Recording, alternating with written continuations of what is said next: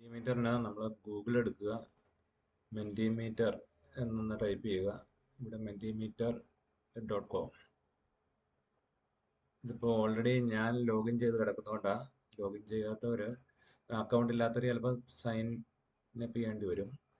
Already login ചെയ്ത് കിടക്കുന്നവർ login ചെയ്യുമ്പോൾ ചിലപ്പോൾ ഗൂഗിൾ വഴി കണ്ടിന്യൂ ചെയ്യട്ടെ എന്ന് ചോദിക്കും. ഏതെങ്കിലും നമ്മുടെ ഒരു ഏറ്റവും പ്രധാനപ്പെട്ടതല്ലാത്ത ഗൂഗിൾ അക്കൗണ്ട് വഴി ലോഗിൻ ചെയ്യുന്നതായിരിക്കും ഉത്തമം. ഓക്കെ, അങ്ങനെ ലോഗിൻ ചെയ്ത് കഴിഞ്ഞ് പല രീതിയിൽ ഇപ്പോൾ ചെയ്യാമായിരിക്കും. ഞാനിപ്പോൾ ചെയ്യുന്നത് ഗോ ടു ഹോം എന്നുള്ള ഇത് ക്ലിക്ക് ചെയ്തു. ഇവിടെ ന്യൂ മെന്റിമീറ്റർ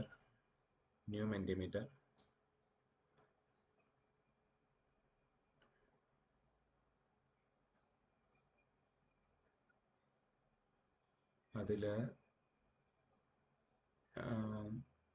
ഇതൊന്ന് സെലക്ട് ചെയ്ത് നോക്കുക. അപ്പോൾ ഇവിടെ മൾട്ടിപ്പിൾ ചോയ്സ് ക്വസ്റ്റ്യൻ തയ്യാറാക്കണമെന്നുണ്ടെങ്കിൽ അങ്ങനെ. നമ്മൾ സാധാരണ ട്രെയിനിങ് ക്ലാസ്സിലൊക്കെ ഇതുപോലെ ആരാണ് കൂടുതൽ ഏതിനെ പറ്റിയാണ് വരുന്നത്, അതിനാണ് വേർഡ് ക്ലൗഡ് എന്നുള്ളത് വരുന്നത്. ഏറ്റവും കൂടുതൽ പേര് പോസ്റ്റ് ചെയ്യുന്നത് ഏറ്റവും വലുതായിട്ട് വരും. ഓക്കെ, അങ്ങനെയുള്ളതിനാണ് വേർഡ് ക്ലൗഡ്. അത് ഉപയോഗിക്കാം. പല ഓപ്ഷൻസ് ഇവിടെ ഉണ്ട്. ഇത് മൾട്ടിപ്പിൾ ചോയ്സ് ക്വസ്റ്റ്യൻ ആ ടൈപ്പ് കൊടുക്കണമെന്നുണ്ടെങ്കിൽ അങ്ങനെ, ഓപ്പൺ എൻഡഡ് ക്വസ്റ്റ്യൻ വേണമെന്നുണ്ടെങ്കിൽ അങ്ങനെ, റാങ്കിങ് ആ രീതിയിലുള്ള, ഇങ്ങനെ പല രീതിയിലുണ്ട്. അതിൽ നമ്മൾ ട്രെയിനിങ്ങിന് വേർഡ് ക്ലൗഡ് അതെടുക്കാവുന്നതാണ്. അതിൻ്റെ ക്വസ്റ്റ്യൻ ഇവിടെയാണ്. നമുക്ക് വേർഡ് ക്ലൗഡിൻ്റെ ക്വസ്റ്റ്യൻ നമുക്കിവിടെ കൊടുക്കാം. ക്വസ്റ്റ്യൻ അത് ഞാൻ ഓൾറെഡി ഒന്ന്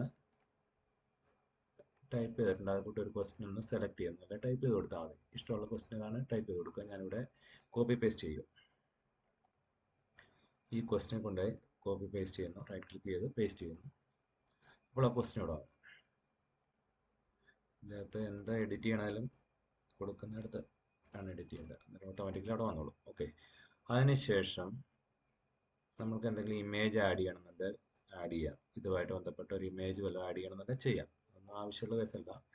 പിന്നെ ഇൻട്രാക്ടിവിറ്റി അവിടെ പോയി നമുക്കിപ്പം ഇത് 3 ബൈ ഡിഫാൾട്ടായിട്ട് കിടക്കുന്നത് 3.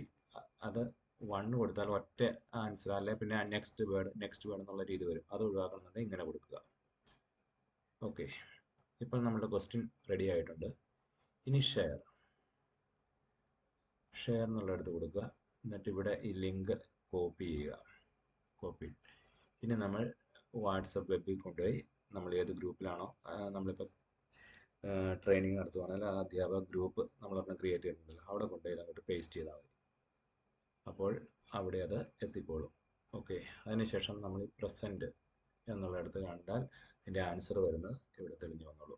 ആരെങ്കിലുമൊക്കെ റെസ്പോൺസ് ചെയ്യുമ്പോൾ വന്നോളൂ. ഇത്രയും മതി അടിസ്ഥാനമായി മെന്റിമീറ്റർ. ഓക്കെ.